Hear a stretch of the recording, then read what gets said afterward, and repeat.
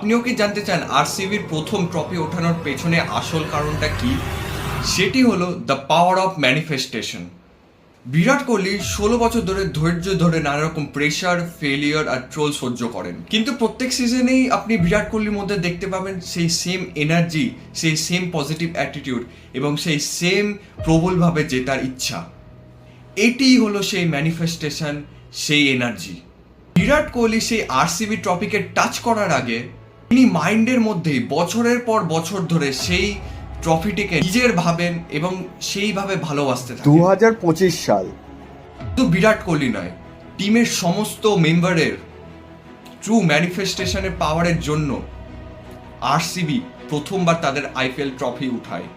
তো এটিকে আমরা বলতে পারি that's not lakh, this is manifestation plus relentless action. So manifest like Kohli and win like RCB.